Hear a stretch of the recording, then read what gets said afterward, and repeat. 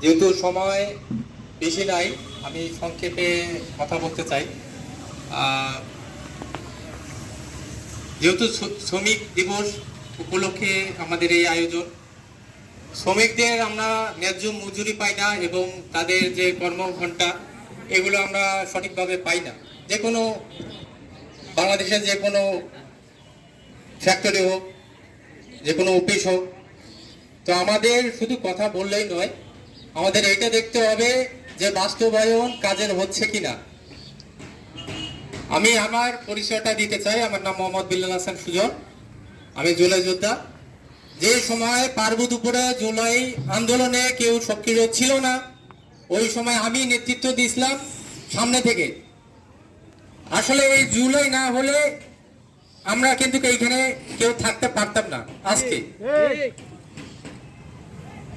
আমাদের যত তরুণ তারা বলে যে কর্মসংস্থান করবে, ব্যবস্থা করবে এবং সেই অনুযায়ী কাজ করবে, কিন্তু কোন সরকারকে আমরা দেখি না যে ইতিবাচক কোনো কাজ করবে।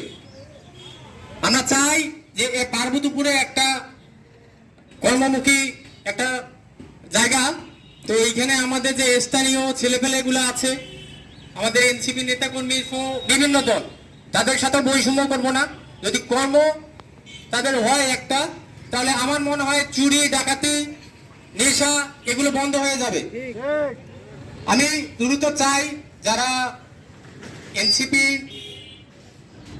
বড় বড় পদে আছে নেতাকর্মী এবং অন্যান্য দল, এই বিষয়টা নিয়ে তারা দেখবে এবং এই শ্রমিকদের যেন রাস্তায় নামতে না হয়, তারা দ্রুত আকারে এটা ফয়সালা করে তাদের বেতন, তাদের কর্মঘণ্টা, তাদের সুযোগ সুবিধা এইটা যেন তারা সুন্দরভাবে দিতে পারে মালিকদের সঙ্গে। শুধু মালিক ইনকাম করেই যাবে, শ্রমিকদের ন্যায্য মূল্য, ন্যায্য যে হিসাব এইটা তারা দিবে না, এটা হবে না। আমরা চাই যেন এটা দ্রুতভাবে তারা নির্ধারণ করে। আমি আপনাদের সুস্বাস্থ্য কামনা করে আমি এইখানেই বক্তব্য শেষ করলাম। আমার জন্য দোয়া করবেন। আমার পরিকল্পনা অনেক, যদি আপনারা সঙ্গে থাকেন ইনশাআল্লাহ পার্বতীপুরে সেই রকম একটা রাজনীতি, একটা প্লেস, একটা রাজনীতি, সুন্দর রাজনীতির ধারা আমরা হাদি ভাই, ওসমান হাদি ভাইয়ের মতো যেন এইখানে যেন দিতে পারি, ওইভাবে আমরা কাজ করতেছি। সবাই আমাদের পাশে থাকবেন। ধন্যবাদ। আসসালামু আলাইকুম।